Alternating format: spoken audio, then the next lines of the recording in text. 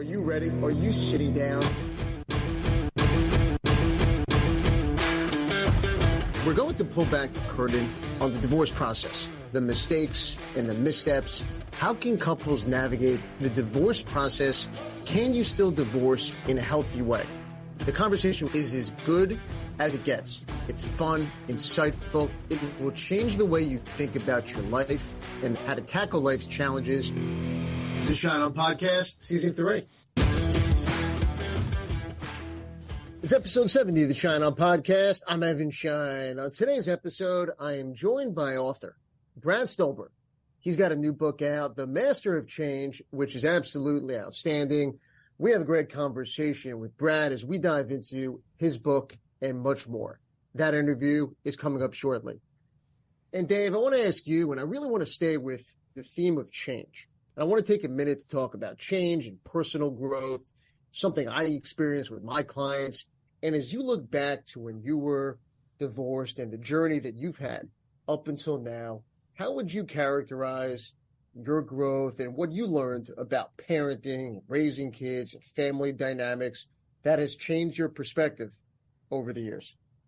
Well, I think I've learned the great power of independence and the ability to become a good parent based solely on your own philosophies, ideals, etc. It really, part of the reason one gets divorced oftentimes is that relationship isn't working out. Many people go straight into another relationship. I didn't do that. So it was really a whirlwind of things, from empowering things like figuring out how you're going to spend the day with the kids. You get to plan that all out yourself, and then realizing how much you don't know and just kind of learning along the way. So independence for sure, but not without its some rocky moments, but overall pretty enlightening and pretty fulfilling. Yeah, no, that's fascinating. And I want to ask you, because one of the things that Brad talks about, and we'll get more into it with his great interview coming up, is he talks about core values, right? And the importance of core values. And we talked about whether those core values can change annually or every few years. The core values that you had when you were together, when you were newly divorced, and now, are some of those core values the same, or some of the things that were important to you then very different? I think so, because anytime you're in a relationship, it's always give and take, right? So the kid's mom and I, we really made an effort to be on the same page when it came to parenting, and still do, which is a nice thing, actually. But those values that you bring up the kids by, there's some compromise embedded in that, and that it's your opinion and their opinion, and you have to come up with something together. So core value, like what values of, I don't know. I guess overall it really governed by spending time with the kids and trying to ensure that everyone's as happy as possible. That sounds simple and sort of idyllic, but it's kind of what it comes down to. One of the things that surprised me, though, is that I was not the type ever to send a thank you note for something. I was not the type of person who remembered to bring a bottle of wine and a fruitcake to someone's house, because that's what you do when you go to their house. But I noticed myself doing those things after I was divorced. So in an odd sense, my ex-wife really taught me a lot of things that I carried over, which is an okay thing. It's a nice way of looking at divorce, is that you don't have to throw away everything you experienced on the other side. Yeah, no, and it begs the question, because I love a good fruitcake and a nice bottle of wine. So, Dave, where's my fruitcake and bottle of wine? On the way, I'm sure.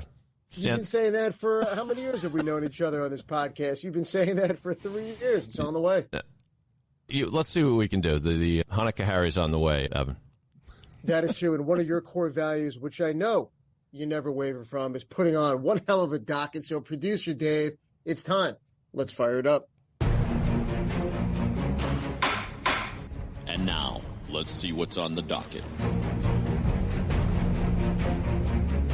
A jam-packed docket this edition, Evan, and let's get started with the first article, which comes to us from opendemocracy.net. Item 1. Very interesting piece here, Evan. The headline reads, far-right Republicans have an unlikely new target in their sights, divorce. Bans on no-fault divorces would be unpopular, but the Republicans may be too caught up in a moral panic to care. So writes Chrissy Stroop. What did you think of this piece, Evan?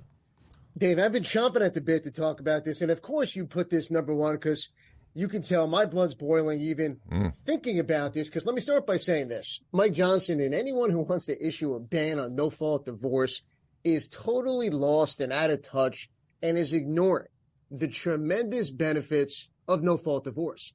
Let's talk about some of those benefits of no-fault divorce. First, the article mentions it has freed up so many people, particularly women, to escape from intolerable and abusive marriages and situations to pursue better and happier lives. If one party wants to pursue a divorce, they can. They don't need to prove grounds for divorce, and where one spouse doesn't have the resources to pursue it, and that person stays in an unhappy and miserable marriage where they're trapped. And I got to tell you, from the practical side and the practitioner side of things, the time and money it saves people from arguing over whether or not there's sufficient grounds to get divorced, it's tremendous. I mean, back in the day, one spouse would often oppose the divorce solely as leverage, or to see that the party getting the divorce would have to fight and spend so much by way of financial resources and use that as leverage in the divorce negotiation. I'll give you the divorce, but you need to agree to my financial terms. Dave, I got to tell you, let me know your thoughts, but hearing this, it's out of touch. There's something grotesquely out of old-fashioned about it. This almost barbaric. I mean, it's what it is. Yeah, it's cruel to think that you need to prove that you don't want to be with this person when it's almost like government. Why is it your business as to why I'm living in misery here? Why is it your business to decide whether we should stay together when it might be terrible for both of us and the kids? So, yeah, I mean, I'm reminded of the horror stories you hear occasionally about the Hasidic Jews who will refuse sometimes to let a woman out of a marriage because they have that whole get process, and it's and so, I mean, imagine if that. I mean, it only happens in a small number of cases, but imagine if that were more the norm. It's morality run amok, and the article points out astutely that, I guess, somewhat ironically, it was Ronald Reagan who was the first president who was divorced. It was Ronald Reagan who signed the no-fault divorce bill into California. And like a lot of things, whether you're for or against Reagan, some of this stuff comes around. It's like he was onto something there. And why would we think to abandon that? Yeah, no, absolutely. Good point as always. Item 2. Item 2 comes to us from Slate.com. It's an advice column, their Dear Prudence column. And the writer says, help. I'm terrified that the divorce is going to leave my wife in shambles. The writer says she is just not prepared for life without me, which is part of the problem. Unusual to hear from a divorcing husband. Evan, what did you think of this letter? Yeah, it was a little unusual. Look, this question to me screams collaborative divorce or mediation. We've talked before about the divorce process choices. My firm offers different ways for couples to go through a divorce: negotiation, litigation, mediation, or collaborative law. And here, look, there's a real concern by the husband, the soon-to-be ex, that, look, he's in a long-term marriage and he's concerned about his soon-to-be former spouse's financial situation going forward, something that is a bit unorthodox and you don't really hear about too often. And there's a message that he wants to bring up about the importance of taking financial responsibility and financial ownership of things going forward. And there's a way to do this and have this conversation in those two process choices I mentioned, collaborative law and mediation, because at the heart of the husband's message, there's a real and genuine concern that he wants his wife to be okay going forward. And you can have that conversation in either of those process choices. And yeah, the sooner they start those process choices, the easier it will be to have that conversation and his concern could be addressed. This will sound self-serving since it's your podcast, Evan, but to me, this is a great reason why you hire a divorce lawyer. We think of divorce lawyers as pit bulls. Hire this guy if you want to really take your spouse to the laundry and just get everything. But here's one where the person's saying, I want to look on the other side of this divorce and make sure my wife is okay. How do I do that? And correct me if I'm wrong, but that is precisely where you come in. Yeah, no, absolutely. Look, and it's a question that too many people don't ask, right? And they should, because in some ways, look, not every situation calls for that type of question to be asked. Not every relationship and marriage is right for mediation or the collaborative law process. But those that are, right, I think as attorneys, when you practice in those areas, you can offer your clients different ways to separate and get divorced. And not every divorce situation needs to be a knockdown, drag-out litigation. Item 3. Third and final item for the docket comes to us from the L.A. Times. Headline reads, Angelina Jolie says stress from divorce led to Bell's palsy.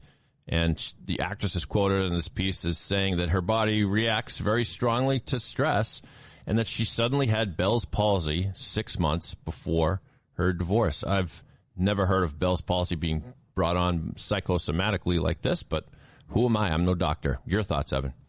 First, I want to say I think Brad Pitt and Angelina Jolie have been talked about on each and every season of the Schein podcast. As we inch closer to season 4 of the podcast, I hope for their sake they find a way to figure out their differences. But after today, Dave, we're retiring Brad Pitt and Angelina Jolie from the podcast. Thanks for the memories. Yes. Thanks for the memories. But being serious for a moment, we often talk about the emotions and the mental health struggles that people go through in relationships and marriages, especially during the divorce process. There's not a lot of conversation about the physical toll divorce can take on someone's physical health and the body as a result of stress. We've had fantastic guests on the podcast before talking about the importance of self-care and doing things during times of stretch, such as running, yoga, or other mind-clearing hobbies to lower the stress and physical symptoms that people may experience when they're going through a divorce. Dave, let me ask you, what are your thoughts on this and the idea that going through a divorce can lead to stress, anxiety, and those things can have a physical toll on one's physical health in the body? There's no question. There's the stress, there's the anxiety. In my case, I felt very guilty about what was going on. Then there's the simple change that may lead to health problems. If you're so obsessed with what's going on in your divorce, you're probably not going to get to the gym as much. You're going to neglect things like that. And you probably end up eating a lot of cheeseburgers, which is definitely one thing that happened to me.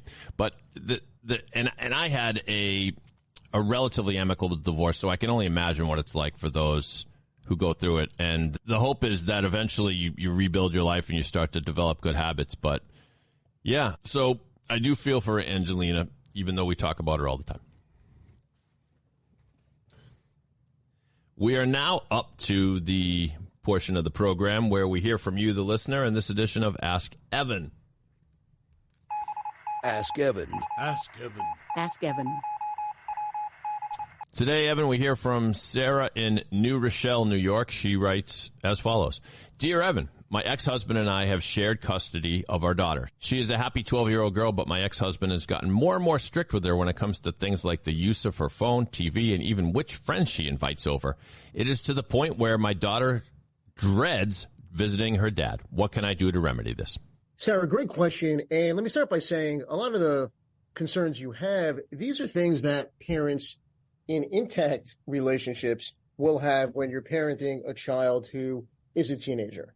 But what's challenging here is that you and your ex are figuring things out and trying to co-parent under different households. I would start by trying to have a discussion with your ex about your thoughts, observations, and things that your daughter might be telling you. I would suggest having the conversation in a way that's not critical, but rather constructive.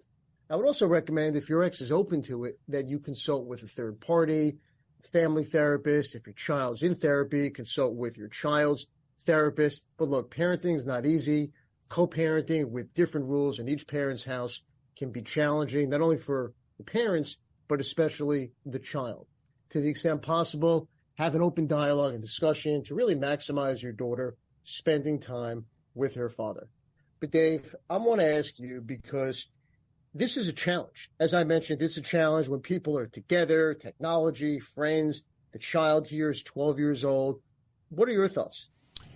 First of all, you better get used to this because it never ends.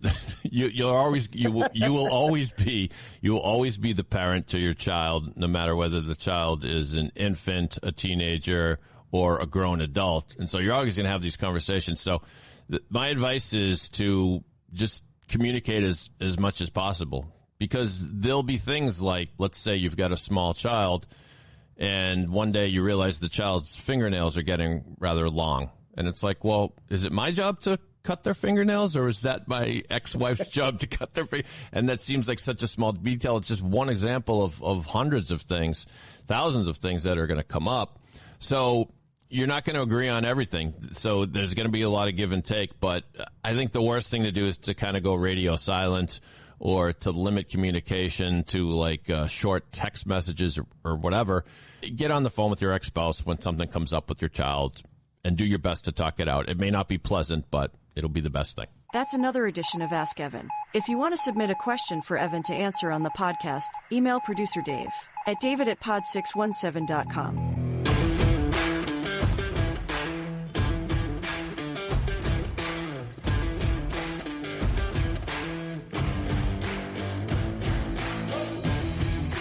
Our featured guest on this week's episode of the Schein podcast is author Brad Stulberg, who has a fantastic new book out, Master of Change.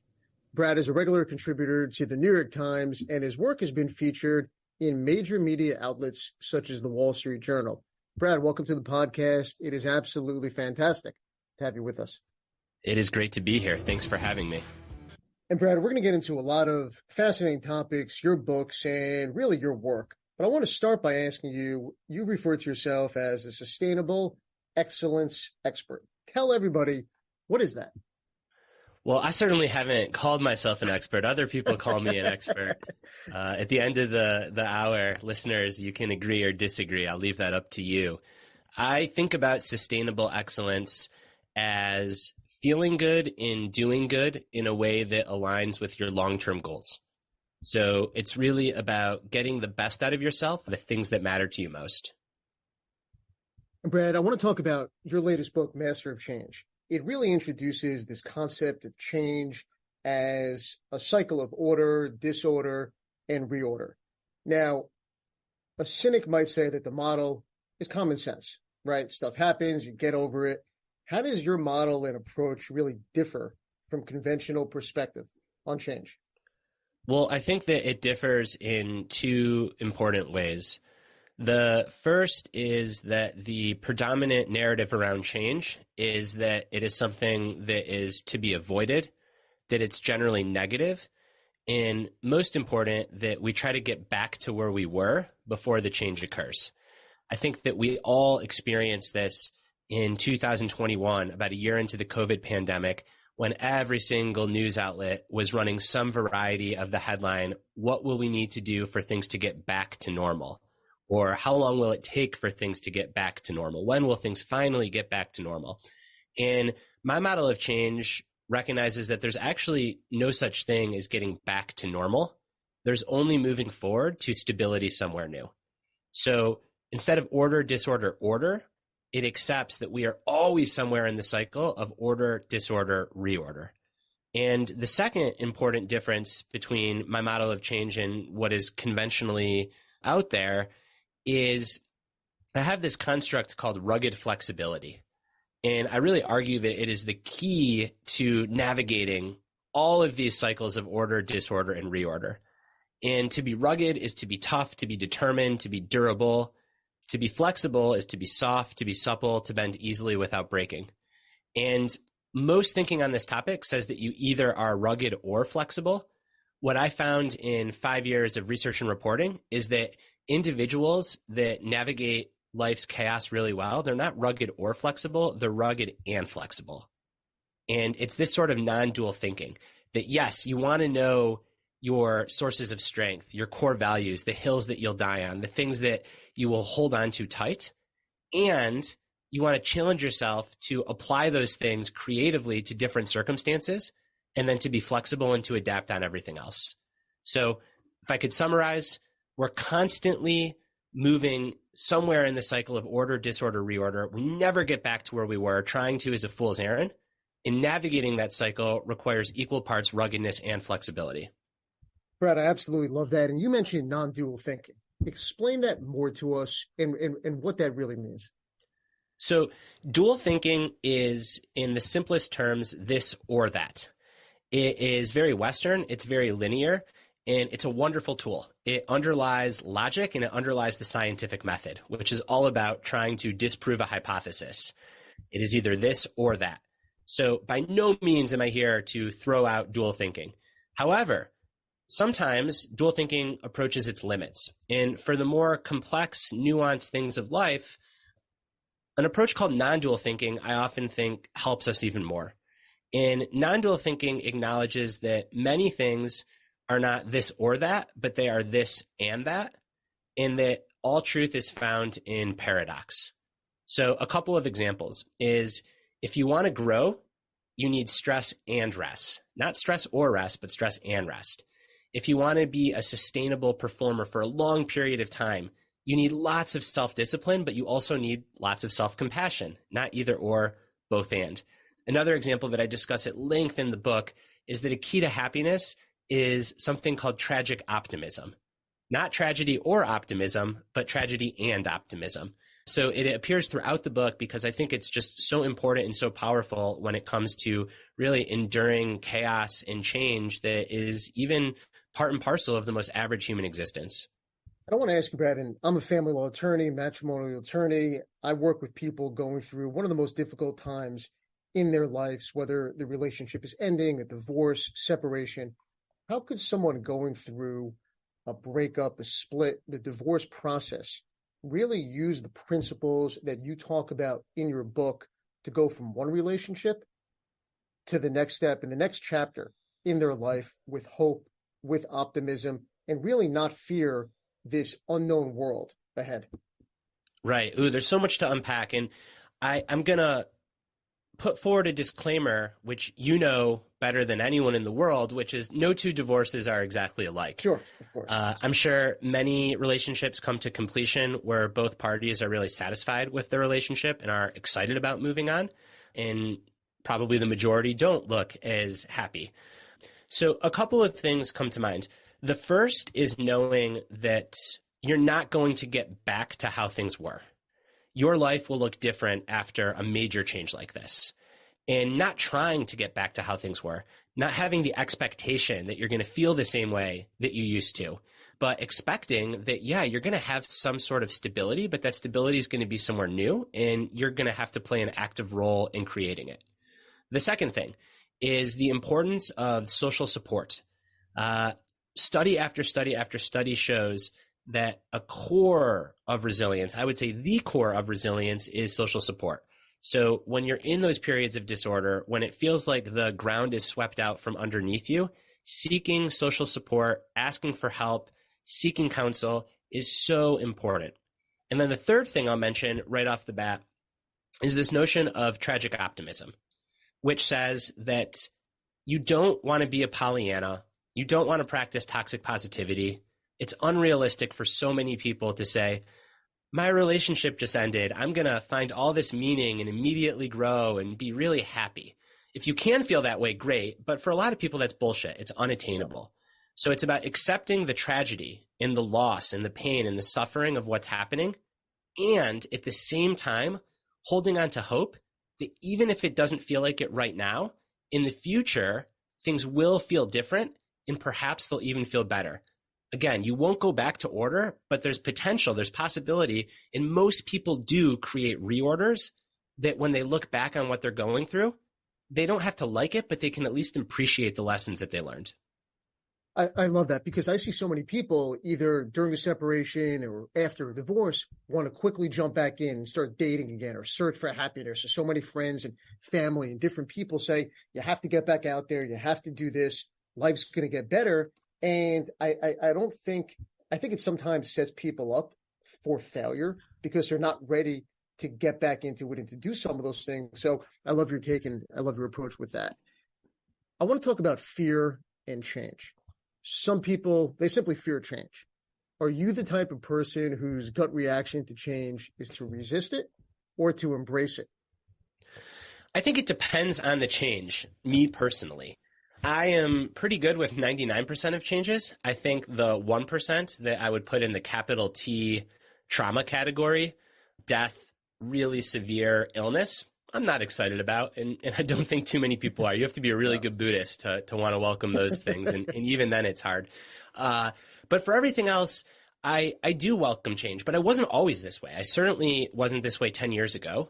And probably even when I started writing this book, I was more on the stability side of things. And what I learned in the research and reporting for the book is, in another example of non-dual thinking, it's not really stability or change, it's stability and change. And even better, stability through change. And what I've realized is that if I know my sources of ruggedness, my core values, the hills that I'll die on, the things that matter to me most, and I stay in touch with them, then it allows me to be very flexible and adaptable. Because even when things are changing around me fast, I can always come back to my values and say, hey, what would it look like to tell the truth in this situation? What would it look like to prioritize my health in this situation? What would it look like to be authentic in this situation? And those core values, they essentially are the ground that you stand on when everything else around you is swirling and feels out of control. I think that before I wrote this book, I thought that entering change was just the flexibility side of the equation, not the ruggedness. And I think going through this process, it helped me learn that, hey, you can always have some sources of ruggedness that you can lean on. In a kind of paradoxical way, those sources of ruggedness empower you to be better at being flexible.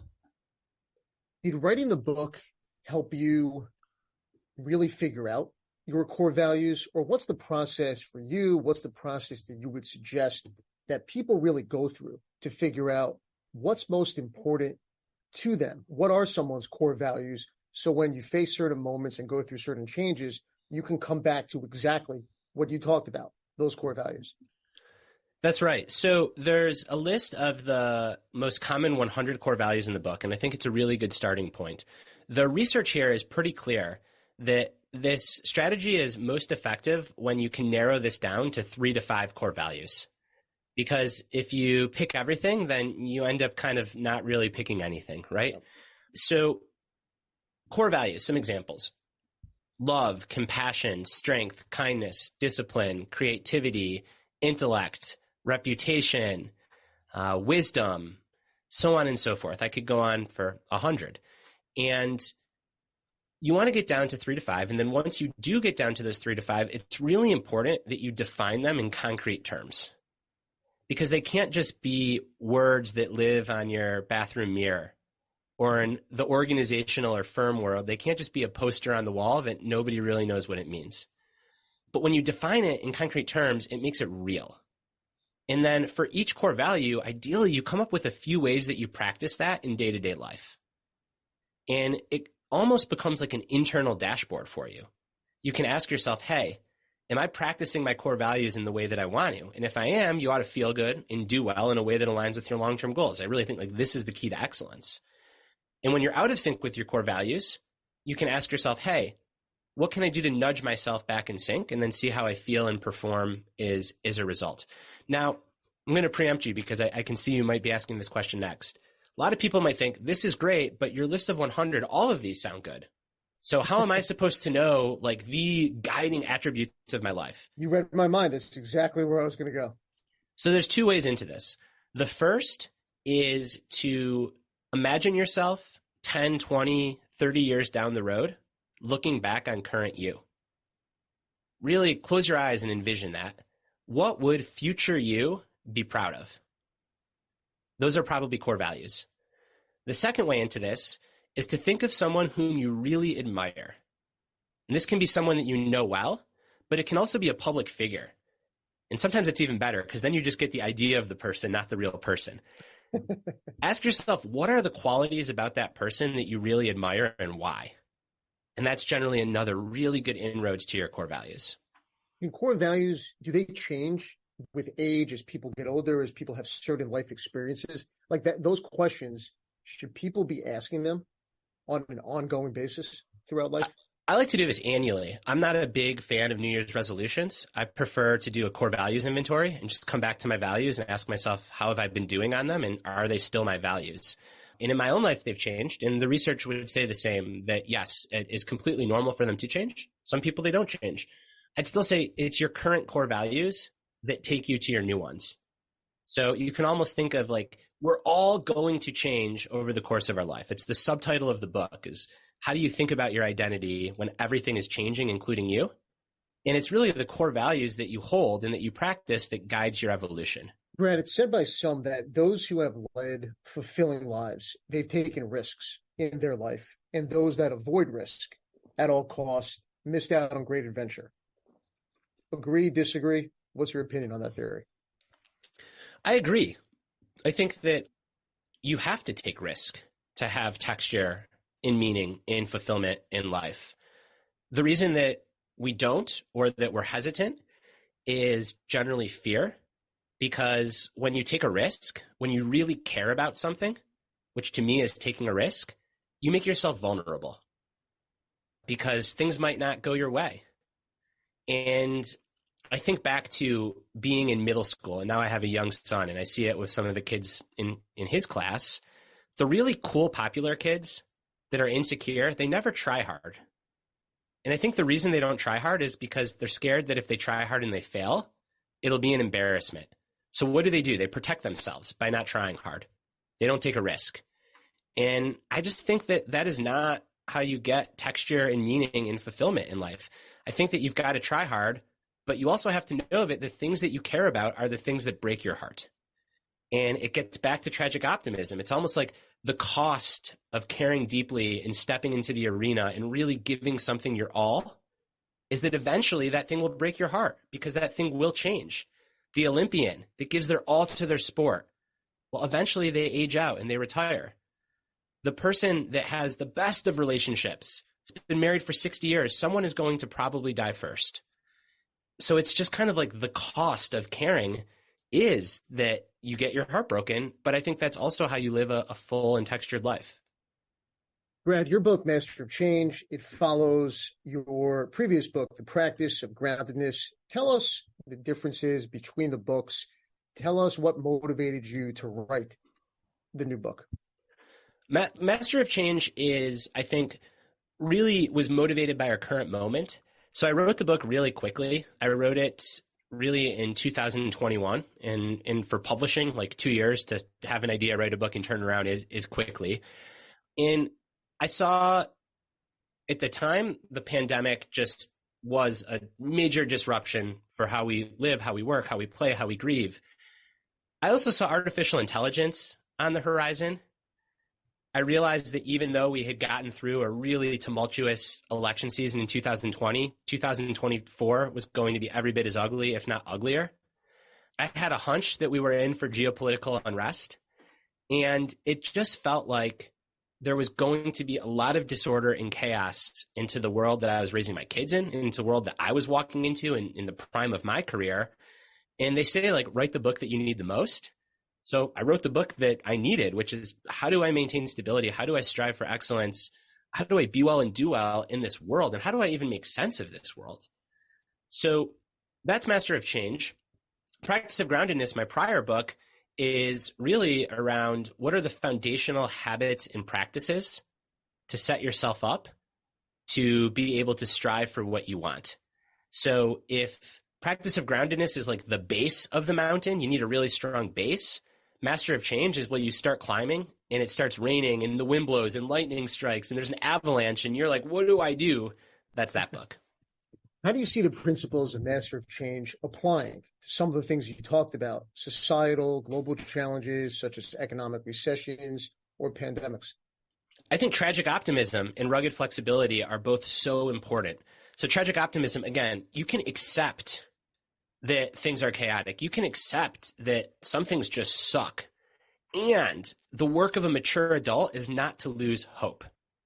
And I think this is so important. And I think you see this so often right now on the internet, on social media, on the news, is you get these two extremes. In one extreme is what I'm going to call the toxic positivity extreme.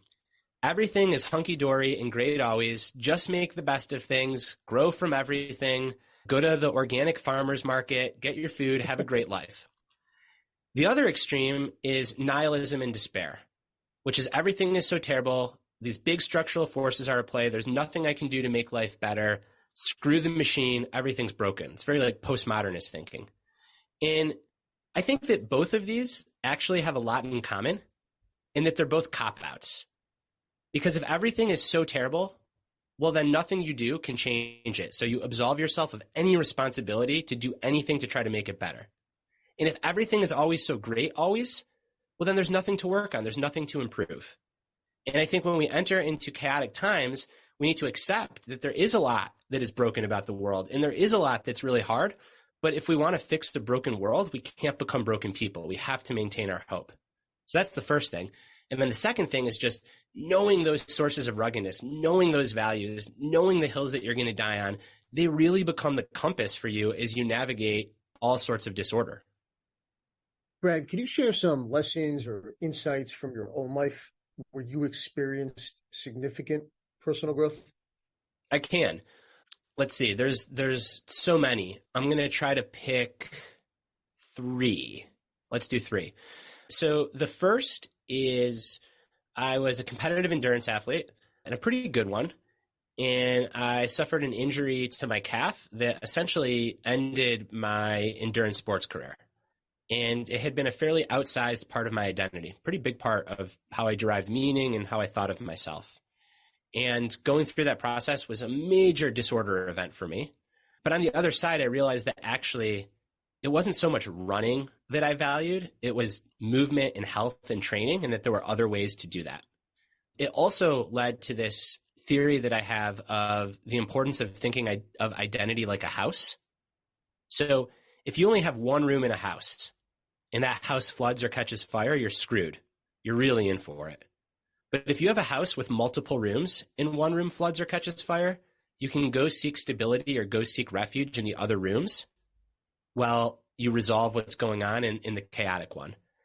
And I think if we can consider identity like a house, well, the risk is if you only have one room in your identity house, if your whole identity is runner or attorney or parent or husband or wife or athlete or artist or writer, whatever it is, that makes you really fragile because eventually there's going to be significant change in that room.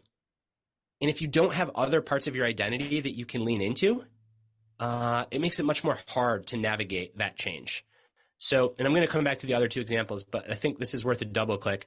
The story there that really brings this to light is the speed skater Niels van der Poel. So he won 2 gold medals in the 2022 Olympics, and he shattered the world record. So he is the best speed skater to ever step foot on the planet. But in the lead up to the 2022 Olympics, he was underperforming. And he asked himself why, and he said, I have a lot of fear. And then he said, well, why do I have all this fear? And what he realized is that his entire identity was as a speed skater. There was no Niels van der Poel outside of Niels van der Poel, the speed skater. He only had one room in his identity house. And he realized that one injury, one illness, one misstep, a split second every 4 years could wreck him. So what did he do in the lead up to the 2022 games? He did something that's unheard of for a world-class athlete, which is he took a normal weekend. So starting Friday evening to Monday morning, van der Poel did nothing related to the sport of speed skating. He went on hikes. He joined a book club. He went out for pizza and beers with his friends. He essentially renovated his house. He added more rooms to his identity. And he told me that as a result of doing that, he could shed his fear. Because he knew, yeah. Isn't it the best story? Because like fantastic. He knew that there was more to him than this one thing. And people think, well, you got to be obsessed to be great. And he was obsessed. He trained 40 hours a week, but it just released enough pressure so that he could compete from a place of like winning versus not to lose. I love that. Brad, in your research, did you come across anything that was surprising or any counterintuitive findings about how individuals respond to and navigate change?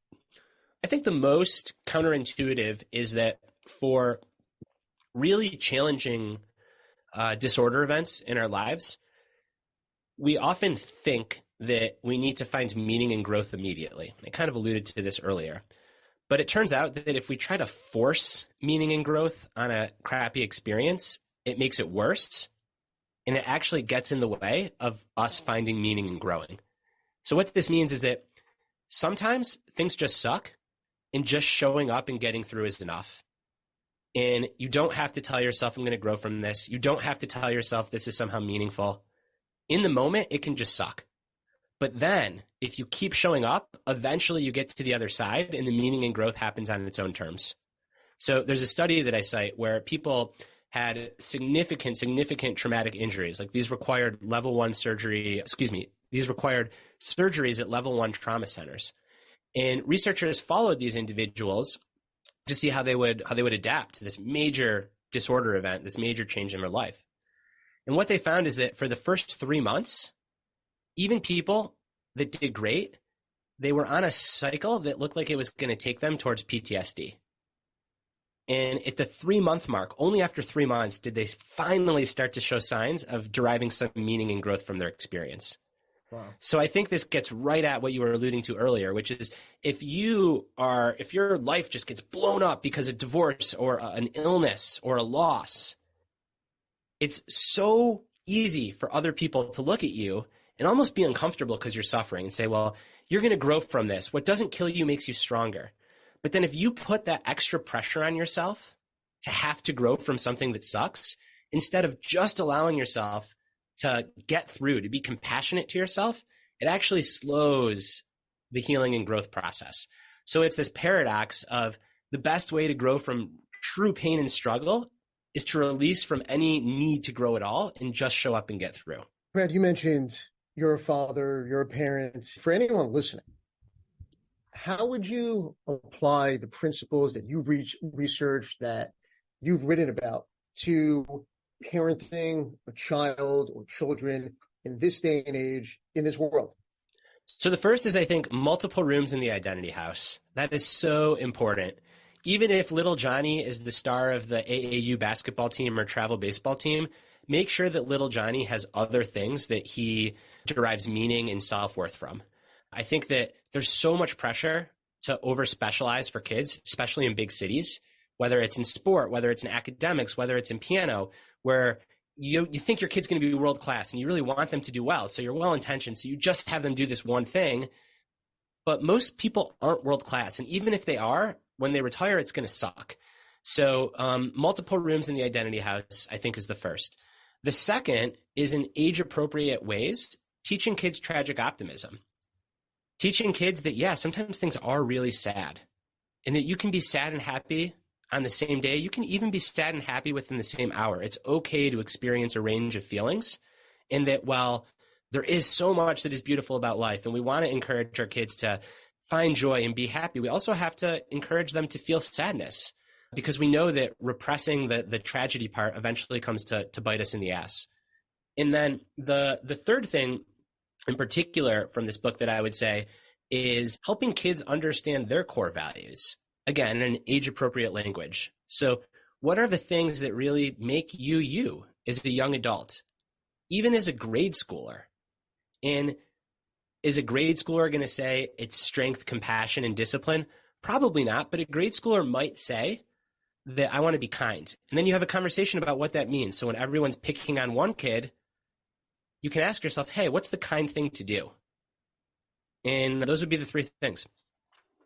Brad, you've written 4 books. Your latest book is terrific, Master of Change. I have to ask you, as an author, what topics do you still want to tackle? What might be next for book number 5? I'm really interested in taking a big comprehensive swing at this idea of excellence, at feeling good and doing good in a way that aligns with your long-term goals. And by big and comprehensive swing, I mean linking evolution to excellence. Like, even before, I'm really going to nerd out with you for a second here. No, do it. Let's do it. even before species, so long before humans came along, before species had any cognition, any ability to think, they're hardwired to move towards environments that promote their survival. And they're hardwired to do this because it feels good. So this is if you accidentally touch a hot stove, you have a reflex to snap back. You don't think, oh, the stove is hot. You just immediately do. You immediately snap back. So we're hardwired to avoid bad, but we're also hardwired to feel like an essential rightness when something is good. So this is why when you watch Steph Curry launch a 3 off the dribble, which I can do all night, you don't have to be a basketball fan to know that that is right. No. When you see beautiful art, there's nothing in your brain, there's nothing intellectual that says it's art. You just kind of see it, you know it. And I want to explore that feeling because I think that feeling underlies excellence, both observing it and creating it. Like when you're in the zone, when you're having a phenomenal conversation, if you're a woodworker and you're just like making craft, you're not thinking, you're in flow, right? And I want to link these feelings to how we find meaning in life and ultimately how we create and how we generate good things in the world. I absolutely love that. Absolutely love that. I want to bring on producer Dave for a fun segment we do on the Schein podcast called They Said It. Yes, producer Dave reporting for duty. I do have one quick question for you, Brad, before we do the segment, and that is that I note that we have something in common, and that is a lack of hair atop our heads. And I'm wondering, is that an example of a change that you had to embrace? It is an example of a change I had to embrace, and I embraced it early. It started receding early on. I messed around with the clippers for a while, and then I just started shaving it in the shower. I haven't looked back since. I'm rugged and flexible. I practice what I preach. Good for you. I leaned into it as well. All right, let's do a round of They Said It. They said it. They said it. They said it.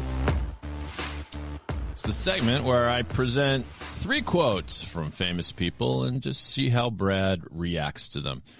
First one comes to us from President John F. Kennedy, and it goes like this.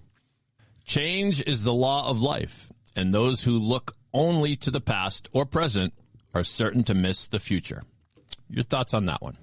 I mean, how can I argue with JFK? I think that's my immediate thought. I think he's right. And I think that the way that we navigate the future is by looking to the past and being fully immersed in the present. But if we can't look ahead, then we really struggle to adapt. Part of what makes our species as humans so adaptable is that we can look ahead. We're actually one of the only species that can imagine what life is going to be like in the next moment. So many other species live moment to moment. And it's the gift and the curse, right? It's the curse because we know that we're going to die. And no other species has to live with that burden. But it's the gift because it allows us to make all kinds of complex plans and build a society. So, yes, I'm buying JFK. All right. 1 vote for JFK. Next quote comes to us from Maya Angelou, and she said the following.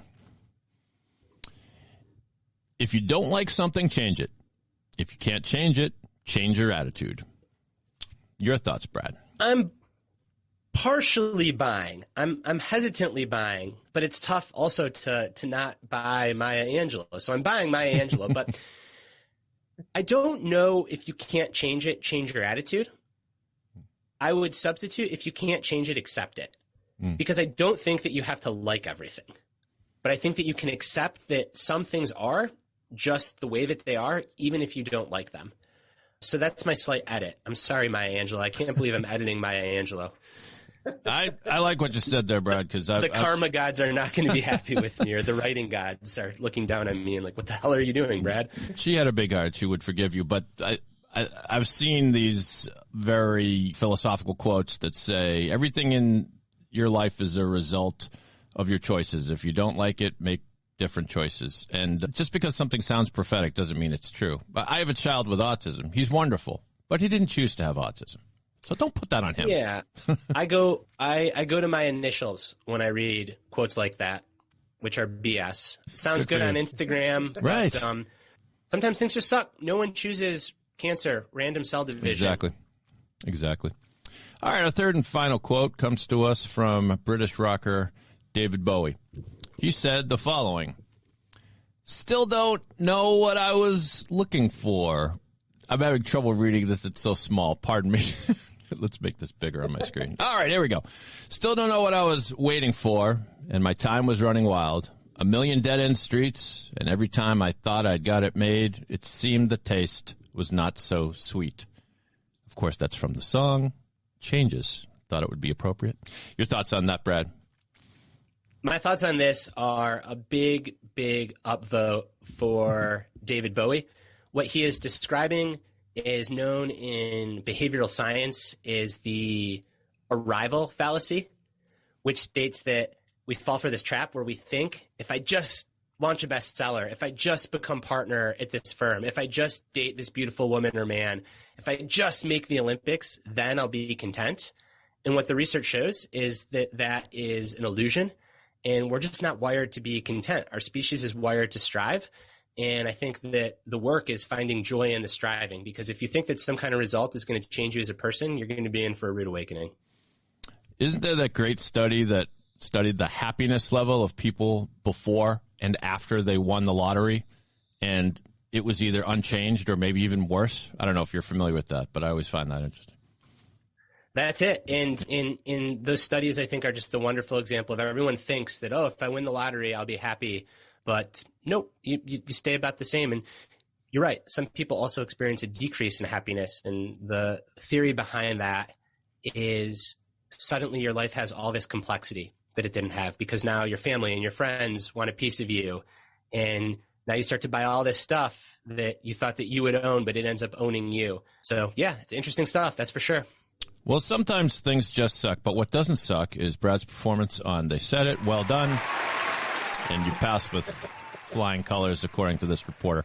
Back to you, Evan. Dave, that was great. And Brad, absolutely brilliant stuff on the Schein podcast. I want to thank you for coming on. Your latest book, Master of Change, is a must-read. Tell everybody listening where they can pick up the books, find out information, read all your latest works and everything that you have going on. The book is available wherever you get books. It's in all formats. So if you prefer to listen to books, it's on Audible, Libro, whatever app you prefer. You can get it from Amazon, Barnes & Noble, your local bookseller, you name it. And the best place to learn more about me and my work is my website, which is just my name, www.bradstulberg.com. This was great. Brad, thanks for coming on. Thanks for having me. I enjoyed it as well. Episode 70. Wow. I can't believe 70 episodes in the books. Today's episode was fantastic. Brad Stulberg was great. Check out his new book, Master of Change. Producer Dave, 70 episodes together. 70 episodes together, and I used to have a full head of hair, Evan, and as I pointed out on this episode, myself and the guest both have not a lock left. That's not true. It's I'm bald by choice. It's been a labor of love, and here's to 70 more. That's right, and a great show today, and we inch closer to 2024 in Season 4 of the Schein podcast, and you can listen to the podcast on all major podcast platforms, Apple, Spotify, Stitcher, wherever else you get your podcasts, including Pod 617, the Boston Podcast Network. I'm Evan Schein, and I'll talk to you again real soon.